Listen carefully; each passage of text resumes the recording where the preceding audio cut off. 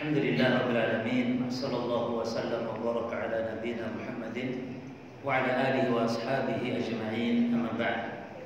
Jamaah salat maghrib kaum muslimin wal muslimat rahimani wa rahimakumullah. Mohon maaf sebelumnya atas keterlambatan dan semoga antum panjenengan semua termasuk di antara hamba-hamba yang dikategorikan orang-orang yang bersabar, yang kata Allah innallaha ma'as sabirin. Sesungguhnya Allah bersama orang-orang yang sabar. Allah membantu, menolong, menjaga orang-orang yang sabar. Sabar itu menahan diri. Tidak itu menahan diri tidak pulang itu sabar. Kalau tidak sabar itu sudah pulang ini. Kalau itu tidak sabar berarti sudah pulang. Oh, harus pakai tidak? Alah, mungkin sehari nggak pakai nggak apa-apa. Bahasan di bab minasyirki lubsul halqa li raf'il bala atau daf'ihi. Bab di antara kesyirikan itu adalah memakai gelang. Ini hanya sekedar contoh. Tapi nanti bisa pakai apa saja, entah gelang, entah sabuk, entah cincin, ya, entah menempelkan sesuatu, menggantungkan sesuatu. Ini sekedar contoh. Nah itu diantara kesyirikan adalah memakai gelang dalam rangka apa? Dalam rangka apa pakai gelangnya? Dalam rangka untuk menolak bala atau mengangkat bala. Mengangkat bala contohnya menghilangkan penyakit, ya, menghilangkan kemiskinan misalnya. Menolak bala yakni menolak dari mara bahaya atau bencana, musibah dan semisalnya. Sudah kita bahas pada pertemuan yang lalu para jemaah bahwa hakikat kalau sesuatu itu nyata, seperti kita pakai benang, pakai gelang, ya. Kalau memang nyata untuk berhias misalnya, maka itu bukan kesyirikan. Tapi ketika ada keyakinan bermanfaat, namun manfaat itu adalah wahmiyah, yakni hanya praduga, tidak nyata, maka itu yang dimaksud kesyirikan. Maka kemarin ada seorang Gus, ya, Gus, ya nggak usah disebut lah ya Gusnya. Kata dia, kalau pakai gelang, pakai cincin itu syirik karena merasa nyaman, merasa tenang orang kalau sudah pakai cincin. Tenang tuh cuma nyaman kalau sudah pakai cincin, yakni tenang dari mara bahaya, tenang, merasa akan selamat gitu kan, tenang. Kenapa enggak disyirikkan orang yang bawa ATM dan hatinya merasa tenang? Ini kan berarti Gus ini nggak ngerti perbedaan antara mana yang nyata manfaatnya dengan yang manfaatnya tidak nyata atau hanya wahmiyah saja. Maka setiap yang digantungkan, setiap yang dibawa, setiap yang dipakai, kalau nyata manfaatnya itu bukan tamimah, bukan jimat. Makanya Gus ini harus bisa membedakan orang pakai cincin, yang satu berhias, yang satu memang untuk nolak bala. Itu kan beda hukumnya. Kalau berhias maka laki-laki misalnya boleh, asal bukan emas ya. Perempuan berhias dengan cincin boleh, bahkan dianjurkan. Karena tidak ada niat untuk nolak bala atau untuk mengangkat bala dengan pakai cincin tersebut. Termasuk dia mengatakan kalau salaman, ini masih Gus juga ngomong, kalau salaman setelah sholat itu bid'ah. Jangan pakai dalil, pakai akal aja katanya. Kalau setelah sholat boleh enggak buka HP? Jawabannya boleh. Boleh enggak ke toilet? Boleh. Lah kenapa buka HP boleh, ke toilet boleh, tapi salaman enggak boleh? Lah jemaah kalau buka HP ke toilet kan enggak ada merasa itu afdal atau bukan merasa itu ibadah. Jadi jenengan kalau selesai sholat mau makan, mau jungkir balik itu bebas. Ini kan salaman itu ada niat apa di situ? Ibadah, afdal. Ini yang butuh dalil. Kalau ke toilet enggak butuh dalil, karena itu perkara mubah. Ini memang kebelingan memahami bid'ah dan non bid'ah ini. Mana bid'ah hasanah yang memang boleh, mana bid'ah yakni sayyi'ah yang memang haram terlarang. Termasuk apa bedanya orang pakai cincin merasa tenang, merasa terlindungi dengan orang yang bawa ATM? Lebih beda jauh. Coba sekarang bawa ATM kosong, kira-kira tenang dan tetap tidak tenang nih ATM kosong. Kalau ada orang bawa ATM kosong dan dia merasa tenang, baru itu jimat namanya. Iya cuma ATM kosong, Tapi merasa tenang dia. Kenapa? Berarti meyakini ATM tersebut memiliki kekuatan gaib. Itu yang syirik. Tapi ATM ada duitnya, oh masya Allah tenang ya, harus tenang ya. Tapi kita baca hadis Imran bin Husain radhiyallahu anhu, halaman 80 jenenge yang PDF-nya Pak Adib bagi. Itu PDF kalau bisa jenengan baca-baca. PDF-nya sudah ada harokatnya, jadi tidak gundul, alhamdulillah. Jadi jenengan tidak terlalu kecewa lah. Ya, yang bisa bahasa Arab karena ada harokatnya. An Imran bin Husain radhiyallahu anhu, dari Imran bin Husain semoga Allah meridhoinya, anna Nabi sallallahu alaihi wasallam ra'a rajulan, bahwasanya Nabi sallallahu alaihi wasallam melihat laki-laki seseorang. Seseorang di sini maksudnya ternyata Imran bin Husain sendiri. Yani fi yadihi halqatan min safar, yang dimana di tangannya ada halqah, ada cincin, ya. Halqah ada cincin yang terbuat dari tembaga. Faqala ma hadhihi, lalu kata Nabi apa ini? Pertanyaan ini pada jemaah ada dua kemungkinan. Yang pertama memang istifham ingkari. Yang pertama, Nabi bertanya itu tahu sebenarnya, tapi pengingkaran. Yani apa-apaan ini? Gitu maknanya. Kenapa kau berbuat ini? Gitu. Atau yang kedua memang pertanyaan yang sifatnya istifsal, minta perincian.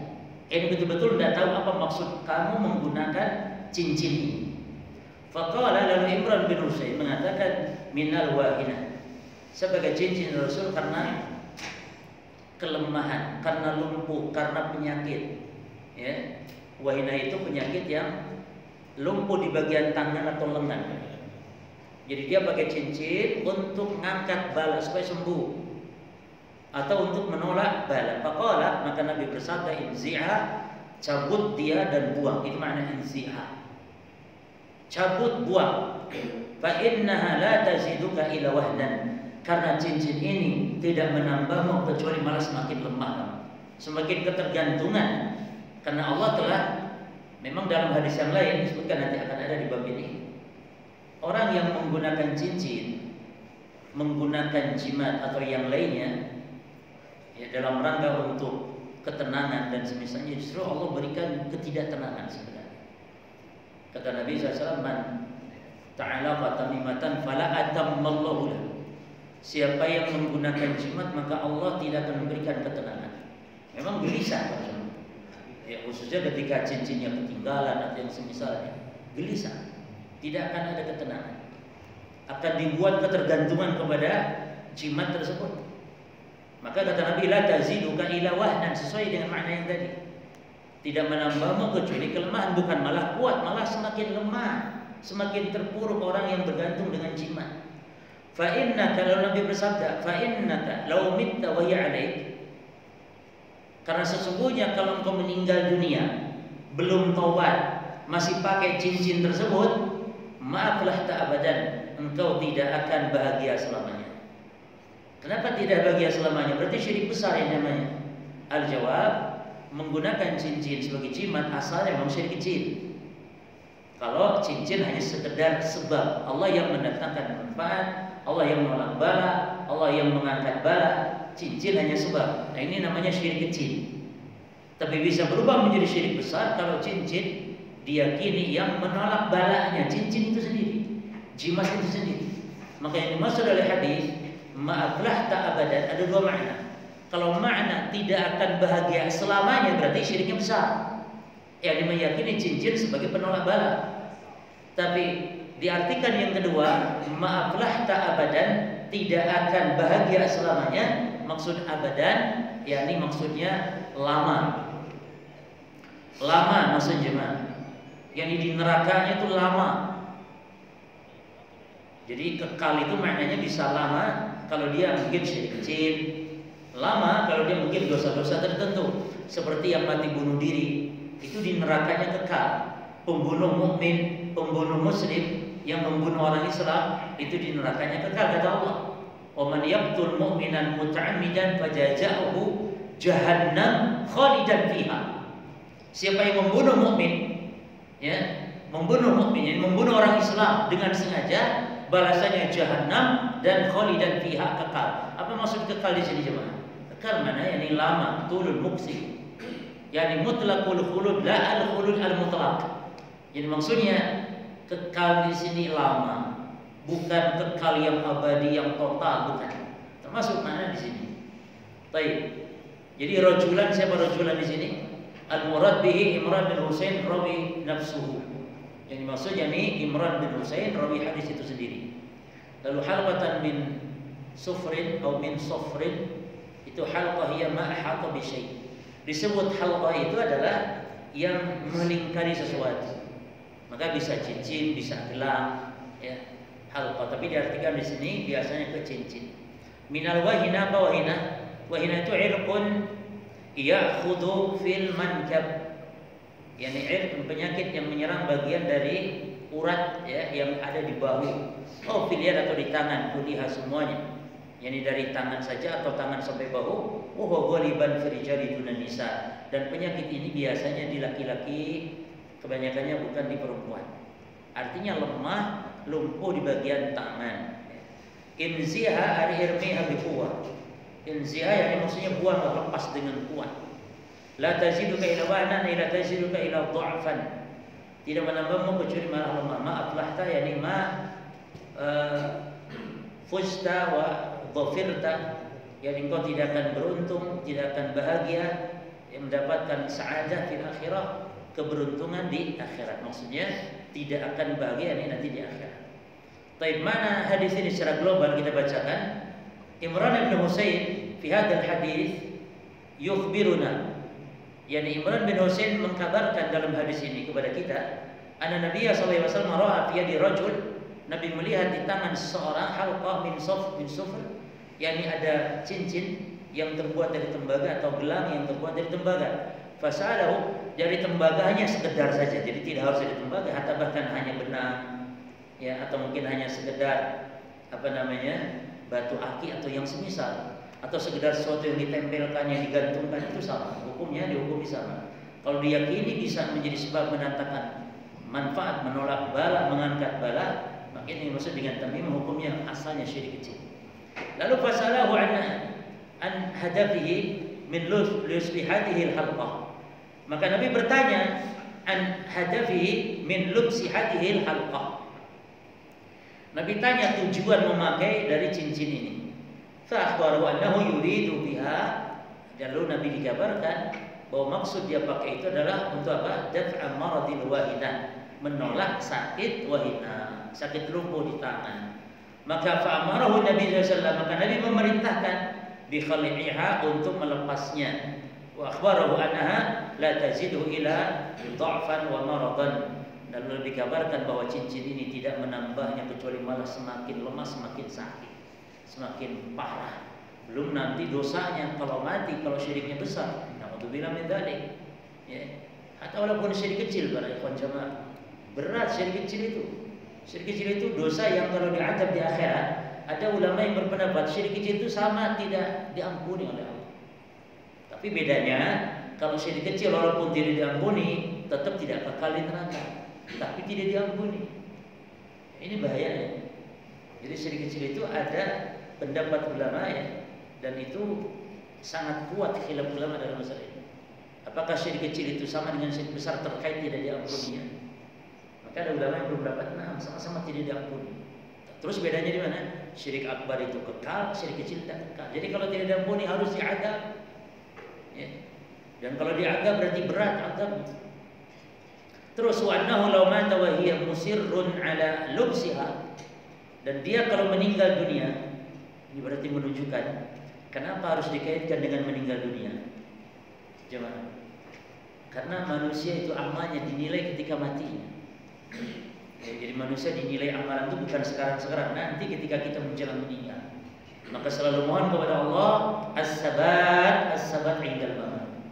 Diberi keteguhan sampai kita meninggal. Ya muqallibal qulub tsabbit qalbi ala dinika hatta al-mamat. Wahai zat yang membolak-balikan hati, maka teguhkan hatiku di atas ketaatan, di atas agama sampai diwafatkan oleh Allah Subhanahu wa taala. Jadi sakaratul maut itu perkara yang sangat bahaya, coba. Bersyukurlah kalau kita sekarat itu ada yang jaga. ada yang menunggu, itu bersyukur. Ada yang mengingatkan, ada yang mentalkin, mengajarkan kita untuk mengucapkan kalimat tauhid. Kan itu perintah Nabi sallallahu alaihi wasallam, "Laqinu mautakum la ilaha illallah, fa inna man kana akhiru kalamihi la ilaha illallah dakhala jannah." Kata Nabi, ajarkan, talkinkan orang yang hampir mati dan terkenal dengan la ilaha illallah. Dan barang siapa yang akhir ucapannya la ilaha illallah, maka dia akan masuk surga. Maka diperintah kita untuk menunggui orang yang sekarang. Diperintah untuk nunggu dan kita ajarkan talqin dengan kalimat tauhid. Agar kalimat yang dia ucapkan di akhir ayatnya ucapan la ilaha illallah. Maka Nabi bersabda, al-a'mal bil khawatim. Amalan itu tergantung apa? Penutupnya. Tergantung bagaimana ketika dia meninggal. Itu amalan yang dianggap. Orang yang kokoh teguh di atas kalimat tauhid, maka akan diwafatkan oleh Allah di atas kalimat tauhid. Demikian. Maka kalau meninggal sementara dia musirrun ala lubsiha, terus menerus dalam keadaan masih memakainya jimat tersebut, wal i'tiqadi biha, lalu keyakinannya seperti itu, meyakini ini sebagai sebab pengangkat bala, penolak bala, maka lam yuflih walam yadfar bisa'adatil abadiyah, maka dia tidak akan bahagia, tidak akan beruntung mendapatkan kebahagiaan yang abadi. Itu kalau syiriknya syirik akbar. Baik, kita ambil faedah yang pertama, teman-teman. Istifsalul mufti. Kewajiban seorang mufti untuk istifsal, minta perincian. Jadi kenapa kau gunakan ini? Kenapa? Supaya tidak salah dalam berfatwa. Ya, ada orang pakai laki-laki pakai sutra, itu haram. Namun ternyata ketika kita tanya, dia sakit gatal kulit, ternyata itu memang dibolehkan dalam hadis. Ya kan? Sesuatu yang haram dibolehkan ketika memang darurat. Termasuk di antara contoh kalau memakai sutra. Kemudian mungkin laki-laki perempuan sama, makan dengan tangan kiri itu haram. Maka kita jangan langsung dihukumi atau menghukumi, tapi tanya alasannya kenapa. Ternyata tangan makan dengan tangan kiri karena tangan kanannya stroke misalnya, maka boleh demikian. Yang kedua, i'tibarul maqasid, yang menjadi barometer tolak ukur itu, yang menjadi pertimbangan itu para ikhwan adalah niat. Makanya sama-sama pakai batu aki, yang satu niatnya berhias itu boleh, yang satu niatnya nolak bala itu yang haram. Karena batu aki tidak ada dalil yang menunjukkan dia sebagai sebab untuk nolak bala atau untuk diangkat penyakit dan semisalnya. Makanya kecuali kalau cincin yang mengandung apa cuma biasanya infrared ya cuma, atau gelang yang mengandung besi-besi yang katanya bisa menghilangkan rematik, ini enggak sampai derajat itu, enggak sampai syirik derajatnya. Hanya saja wajib dipastikan betul tidak itu gelang mengandung magnetis ini bisa untuk penyakit apa? Harus ada uji klinis gitu dari ahli medis gitu. Kalau hanya sekedar berita katanya dan katanya, kalau kita mau makainya itu nggak sampai syirik memang, tapi bisa termasuk tabdirul mal, menyia-nyiakan harta saja. Karena biasanya gelang begitu enggak murah, mahal biasanya. Jelas semuanya? Baik. Yang ketiga, anna maratibal inkar tatafawwat, bahwa tingkatan dalam mengingkari kemungkaran itu tidak sama. Ada yang cukup dengan lisan nasihat, ada yang memang harus diperintah, diangkat, dicabut, dibuang. Tentu yang memiliki kekuasaan seperti ini. Tapi kalau tidak memiliki kekuasaan, ya, kalau seorang bapak kepada anak, nggak apa-apa seperti ini. Buang nak, buang misalnya, hancurkan, bakar misalnya. Tapi kalau kepada orang lain kita tidak bisa, cukup nasihat. Ya. Jadi bertingkat tidak sama. Ada yang dengan tangan boleh, suami kepada istri boleh main tangan, bapak ke anak boleh main tangan. Main tangan maknanya ini untuk mendidik, bukan untuk berbuat aniaya, bukan. Kalau sampai nampar muka nggak boleh. Apa? Walaupun pelan nggak boleh. Nampar muka walaupun pelan nggak boleh. Abadan. Jadi kalau mau mukul yang aman, itu pun jangan keras-keras. Para ulama, Imam Nawawi mencontohkan memukuli istri itu dengan siwak. Bukan siwak yang panjang lagi, bukan. Ya siwak untuk dipakai. Dengan intinya istri kita itu para jemaah melihat tangan kita tuh sudah main mengangkat begini, gitu. Itu maknanya. Dan itu pun dengan tangan. Kalau memang sudah tidak bisa dengan apa? Nasihat. Jadi jangan langsung dengan tangan juga nggak boleh. Dalam mengingkari kemungkaran dengan tangan bagi yang punya kekuasaan saja, rakyat, penguasa kepada rakyat boleh main tangan karena presiden, pemimpin dan yang semisal. Lalu kepala keluarga dan semisal.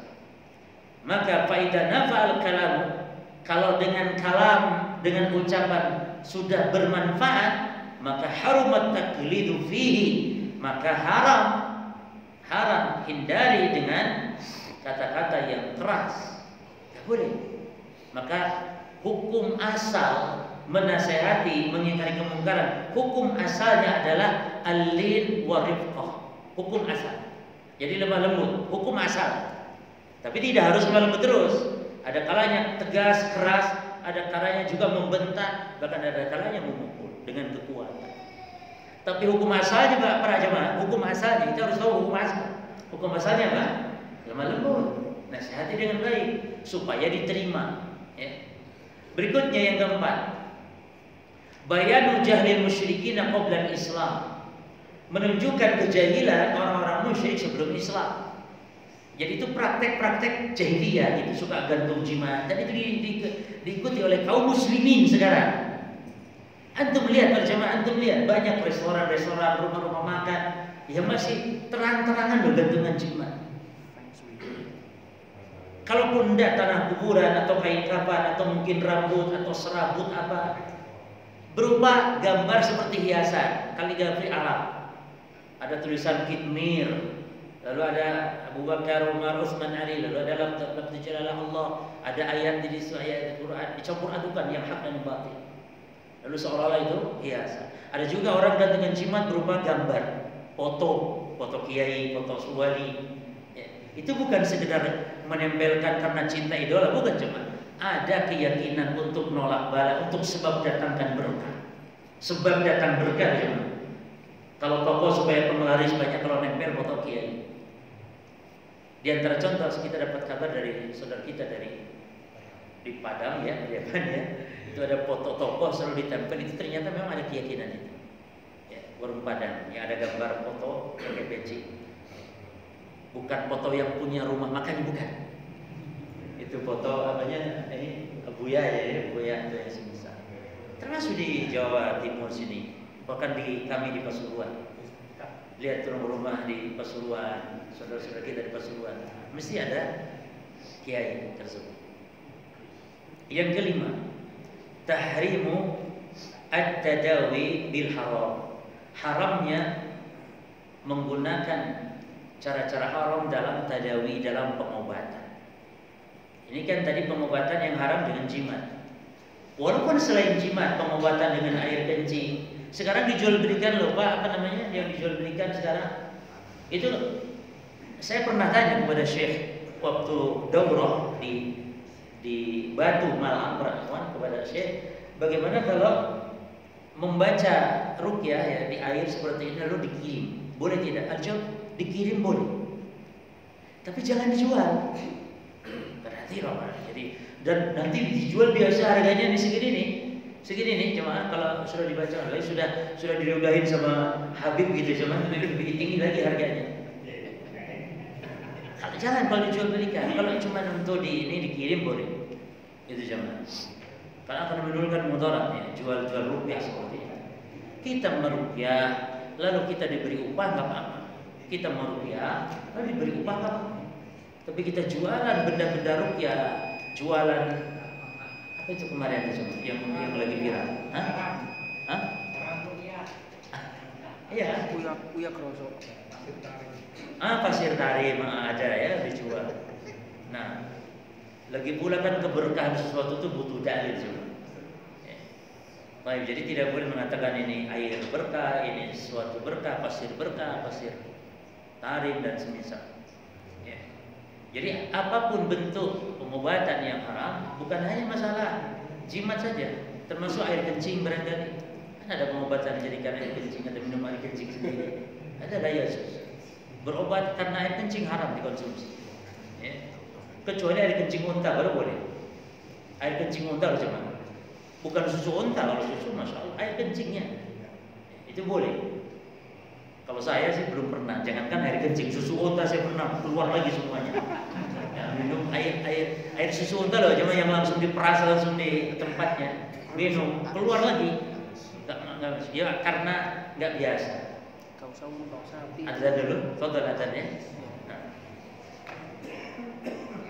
Kaum muslimin wal muslimat rahimani rahimakumullah. Di antara faedah yang bisa kita ambil dari hadis tadi yang keenam, السادس أن الحرام لا ينفع في الأصل. Bahwa sesuatu yang diharamkan pada dasarnya memang tidak memberikan manfaat. Wa in nafa'a fi ba'din, maka kalaupun ada bermanfaat pada sebagian hal misalnya, maka famadaratuhu akbar, maka pasti mudaratnya lebih besar. Seperti misalnya khamr ada manfaat. Jelas bagaimana Al-Quran juga menyatakan ada manfaat khamr, tapi pada khamr mudaratnya lebih besar.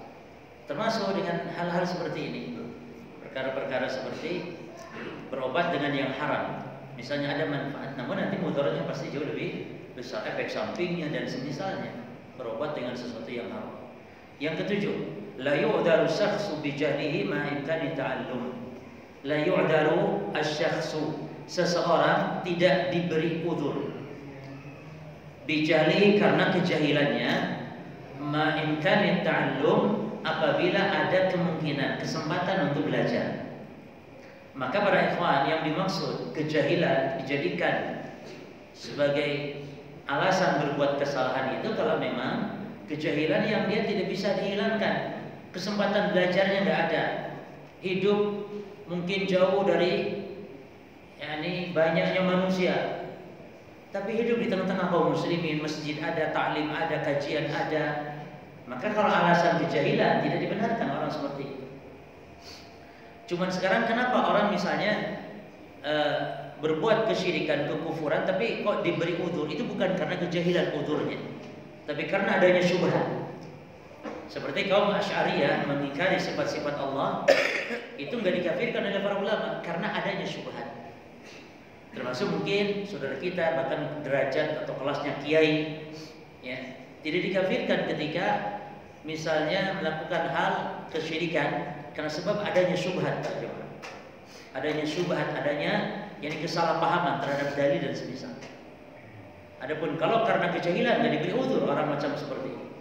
Apalagi dia sudah belajar, baca kitab, tahu dia, ya udah mondok puluhan, tidak bodoh lagi dia belajar, tapi kok sesat, nggak dikafirkan. Dia berbuat syirik, tawasul kepada selain Allah misalnya, karena adanya udzur yang lain.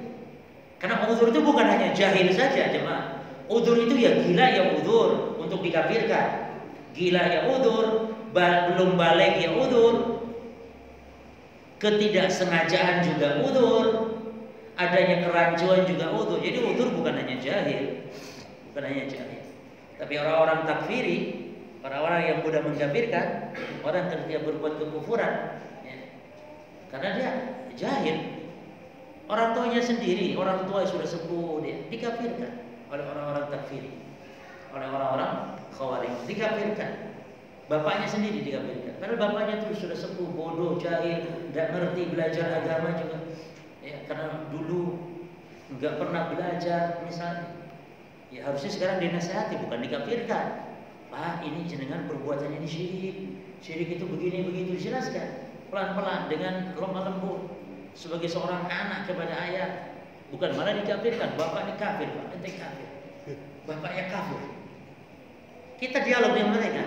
Bapak antum sekarang tidak sholat, kafir, yuk kafir tidak sholat. Bapak antum, iya, paham, bapaknya dikafirkan. Harusnya kan dia nggak sholat karena mungkin jahil tentang hakikat sholat, bagaimana kedudukan sholat itu. Baik, yang kedelapan, As-saminah anna al-a'mal bi khawatimiha atau bi khawatimiha. Bahwasanya amalan-amalan tergantung di akhirnya. Artinya seseorang akan mendapatkan kebahagiaan, kebaikan ketika akhir menjelang tutup usia. Bagaimana akidahnya? Mungkin dulu akidahnya rusak, tapi menjelang meninggal diberikan hidayah, akidah yang lurus, maka yang dulu-dulu diampuni oleh Allah. Ya. Baik, sekarang ada catatan mulahadzah. Hadal hadis la yu'ariduhu hadithu Ali bin Al-Husain marfu'an ahrisu fa innal hatha mubarakun wa aqsiru fihi minal jamajim. Hadis ini, hadis Imran bin Husain ini tidak bertentangan dengan hadis Ali bin Husain. Ali bin Husain ini dikenal dengan Zainal Abidin, ulama tabi'in berarti ya. Berarti cucunya Ali bin Abi Thalib. Berarti cicit Nabi tapi bukan dari jalur anak laki-laki. Dan di dalam konsep orang-orang Arab, dan itu dalam konsep Islam, nasab itu jalurnya Pak dari anak laki-laki, Bapak Ibu. Orang yang tidak punya anak laki-laki berarti tidak punya nasab dia. Tidak punya generasi penerus, tidak punya. Anak perempuan dia nikah sama orang laki-laki kan. Lalu dia lahir anak dari anak perempuan dia nih, nanti nasabnya ya ke suaminya, ke situ langsung ke besannya, terus jauh.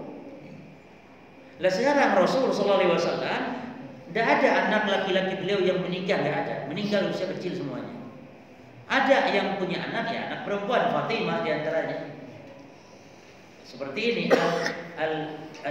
Ali bin Al-Husain bin Ali bin Abi Thalib, terus ke situ nyambungnya. Tidak kepada Rasulullah. Ya. Maka sebenarnya pada ikhwan sekarang ini banyak kan saya turunan anak cucu Nabi. Maksudnya jalur yang mana cucu Nabi?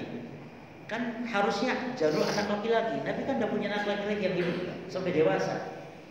Cuman oke lah, berarti jalur berarti anak perempuan. Kan itu cuma. Dan di dalam Islam nasab itu dari jalur laki-laki. Enggak ada bin, kecuali yang tidak punya bapak, baru binnya ke perempuan, ibunya. Contohnya Isa bin Ibu, karena tidak punya bapak. Terus anak zina, kemana binnya? Anak zina lahir kan nggak punya bapak yang resmi.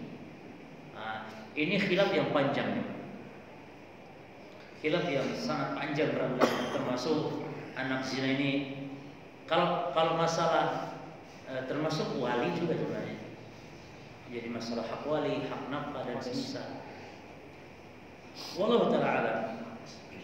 Kalau pendapat Ibnu Qayyim, dan ini pendapat yang membuat tentram, tapi nanti dikhawatirkan menggampang-gampangkan perzinahan. Jadi anak zina itu cuma yang nasabnya kepada bapak biologis. Nasab bapak biologis, wali ya bapak biologis. Gitu cuma. Tapi tetap nggak boleh kawin sama bapak biologis. Bapak biologis yang menzinahinya itu loh, yang menzinahi emaknya, ibunya. Tapi sebagian ulama mengatakan lah, anak zina tidak ada 4 hak. Hak nafkah nggak ada, hak wali nggak ada, nasab nggak ada, waris nggak ada. 4. Dan ini memang membuat orang ketar-ketir. Akan malu loh nanti kalau orang tua anak zina nanti menikah, bagaimana wali hakim? Nanti kan masyarakat nanya loh, kenapa wali hakim? Kan bapaknya. Ternyata ini anak zina. Jadi akhirnya aib, malu, sehingga orang hati-hati berbuat zina. Cuman tidak menenteramkan masyarakatnya. Justru kalau ada anak zina, tidak apa-apa, sudah diwalikan oleh bapak biologisnya. Ya. Juga untuk menutup aibnya, tidak masalah. Cuman ini sekali lagi khilaf yang sangat kuat. Ya. Ana dulu berpendapat, pendapat ulama yang mengatakan tadi 4 ini terlarang. 4 ini diharamkan bagi anak zina. Hak wali, hak nafkah, hak waris dan hak nasab. Jadi binnya itu loh, binnya kejaga pada ibunya. Karena bapaknya nggak resmi. Namun wallah kalau menurut Ibnu Qayyim berarti sama dengan normal, seperti bapak-bapak yang normal berarti termasuk ya hak nafkah, ya hak wali, ya hak semuanya. Baik. Siapa tadi? Ali bin Al-Husain bin Ali bin Abi Thalib. Ada hadis mengatakan, yakni ahrisu, yakni bercocok tanamlah, karena mencocok tanam itu berkah. waqsiru fi mina al-jamajim, dan perbanyaklah dia menanam biji-biji. Ini ada makna yang dianggap menanamlah biji-biji. Dianggap biji-biji maksudnya jimat-jimat gitu. Ini tidak benar. Jadi intinya yang pertama, hadis ini memang sahih.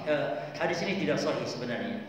Perhatikan di sini kata para ulama, tidak bertentangan dari dua sisi. Yang pertama, li'anna hadis Ali bin Al-Husain hadis saqitun mursal. Hadis ini, hadis Husain Ali bin Al-Husain ini hadis yang saqitun mursal, hadis yang sakit, yang terputus sanadnya, mursal. Kemudian bahwa min marasili Abi Dawud, dan ini termasuk di antara hadis-hadis yang dikelompokkan oleh Imam Dawud dalam hadis-hadis mursalnya. Hadis berarti tidak sahih ya. Lalu wa Abu Dawud lam yashtarit as-sihhata fi marasilihi, dan Imam Abu Dawud tidak mensyaratkan harus sahih di dalam kitab marasil beliau. Artinya hadis ini bisalah dianggap, kalaupun summa ala fardhi sihhatil hadis, kalaupun hadis ini dianggap sahih, okelah sahih enggak apa-apa, maka fainal murad bil jumajim, maka yang maksud dengan jumajim wa al-budru inda katsirin min ulama. Inda katsirin min ulama. Dia maksudnya itu budur. Budur itu biji-bijian benih, bukan biji-bijian jimat, itu maksudnya.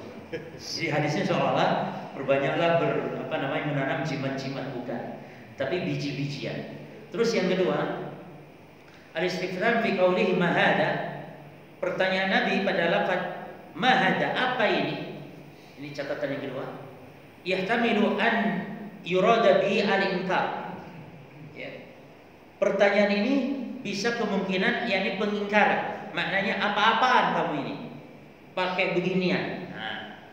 Wa yahtamilu, tapi kemungkinan juga an yakun istifsalan ala haqiqatihi. Tapi kemungkinan juga pertanyaan Nabi Mahada adalah istifsalan, adalah justru minta perincian, klarifikasi. Jadi Nabi memang nggak tahu kenapa kok apa alasan menggunakan cincin ini. Ya, kemungkinan dua ini tidak masalah. Yang ketiga, zakara ba'dul ulama anna lubsal halqa wa nahwaha lidaf'i darar min asy-syirkil asghar. Sebagian ulama menyebutkan bahwa menggunakan cincin, memakai cincin atau yang semisalnya lidaf'i darar, untuk menolak kemudaratan, minasyirkil asghar, adalah termasuk dari syirik yang syirik kecil. Waladhi yafham min hadis Imran, dan yang dipahami dari hadis Imran tadi adalah annahu syirkun akbar, syirik besar. Kenapa? Karena kata Nabi, engkau tidak akan bahagia selamanya. Selamanya berarti kekal di neraka. Baik, maka li'annahu, karena rattab alaihi adam al-falah al-mu'abbad, karena Nabi SAW mengkonsekuensikan dia tidak ada bahagia selamanya. Baik, bagaimana nih? Kayak kontradiksi, katanya syirik kecil tapi kok gak bahagia selamanya. Maka wa yumkinu at-tafsilu fi dzalik, maka mungkin kita rinci tentang hal itu. Apa rinciannya? Hasabaniyah wal i'tiqad. Jadi menggantungkan jimat itu tergantung niat dan keyakinan. Fa ini i'taqada annaha taf'al bi nafsiha, maka kalau meyakini bahwa jimat tersebut bisa melakukan dengan sendirinya min dunillah, tanpa campur tangan kekuasaan Allah, maka berarti syiriknya syirik apa jemaah? Syirik akbar. Tapi wa ini i'taqada annaha sababun, tapi kalau dia meyakini bahwa itu hanya sebab, wa annal fa'il, namun yang mendatangkan manfaat, menolak mudarat, huwa Allahu, adalah Allah, maka berarti syirkun asghar, maka syirik kecil. Baik, cukup jangan, insyaallah nanti masuk hadis Uqbah bin Amir. Hadis Uqbah bin Amir radhiyallahu anhu. Cukup jemaah, ada yang tanya monggo? Kalau ATM kosong tapi merasa tenang, itu adalah jimat dan itu syirik kecil. Iya tuh jemaah. Baik, coba ATM kosong tapi kok tenang.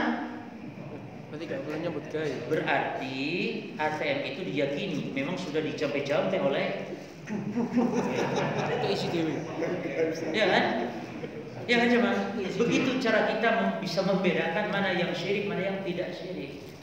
Gitu. Ini membantah kepada Gus tadi. Gus B sama H.